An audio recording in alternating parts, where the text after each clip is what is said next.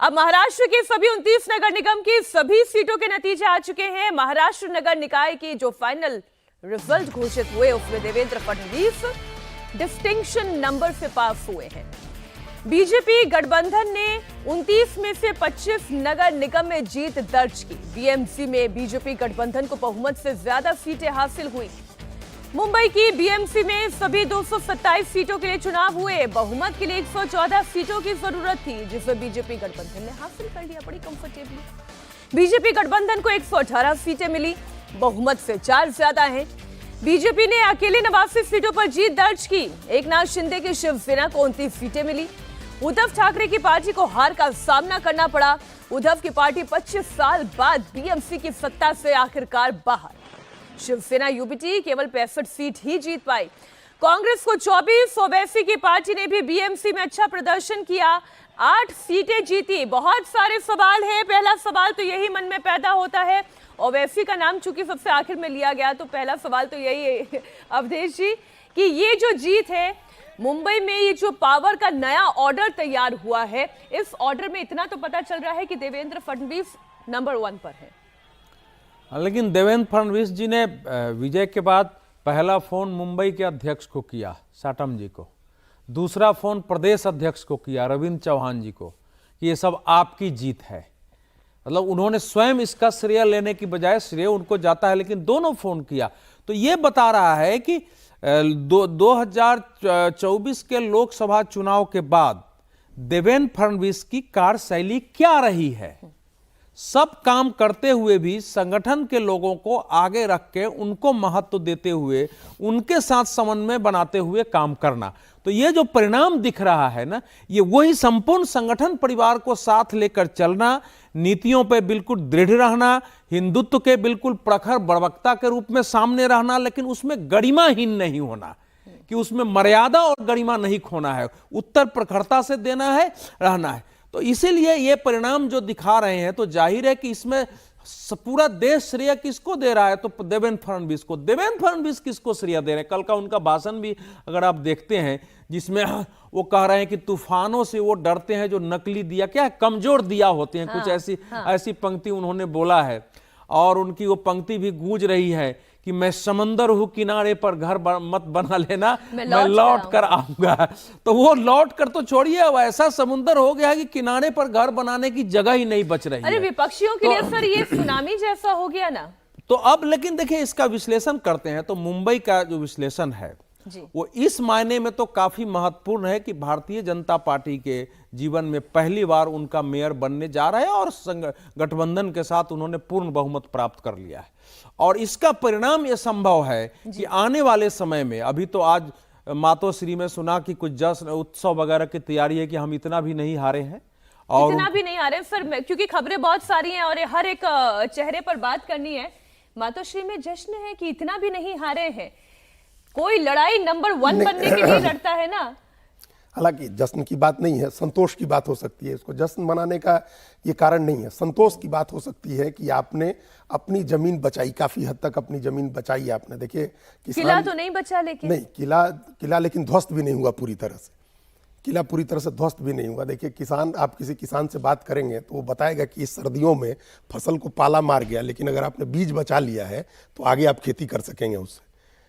तो उद्धव ठाकरे ने बीज बचा लिया है। अच्छा। वो जो मराठी सब नेशनलिज्म की बात करते हैं, जिस मराठी अस्मिता की बात करते हैं, जिस पर उनकी पार्टी का अस्तित्व टिका हुआ है, उस अस्मिता की राजनीति को उन्होंने काफी हद तक बचाया है।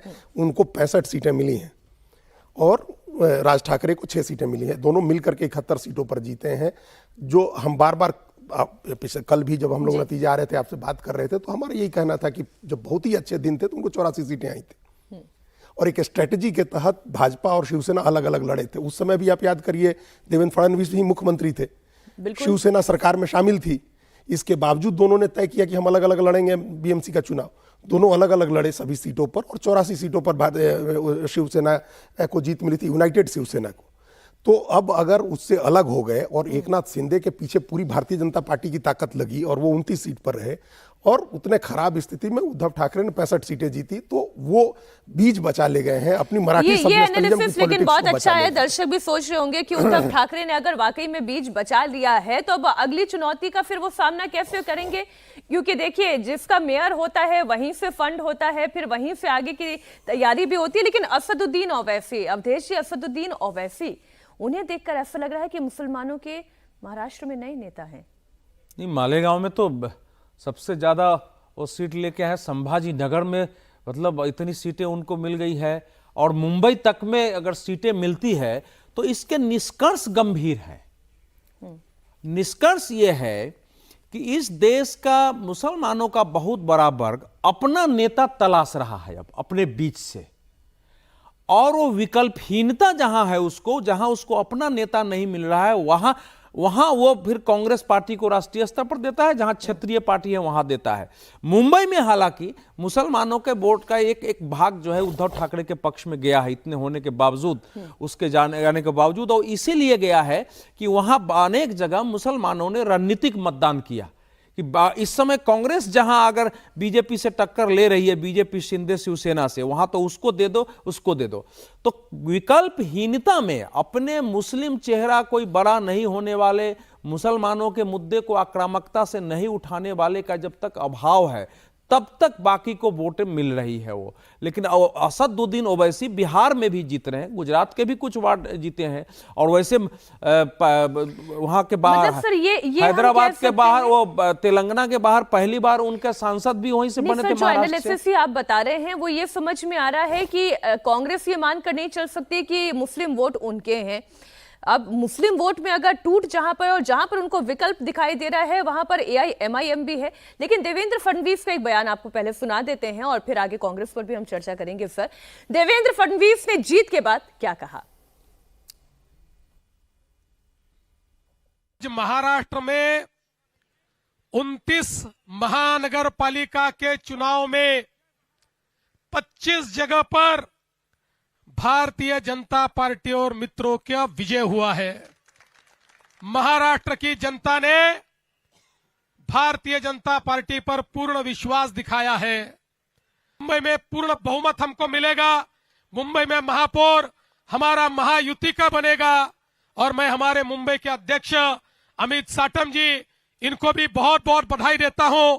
और साथ साथ मैं ये कहना चाहता हूं, ये जो विजय है महाराष्ट्र की जनता का हमारे प्रधानमंत्री मोदी जी पर जो विश्वास है, उस विश्वास की यह विजय है।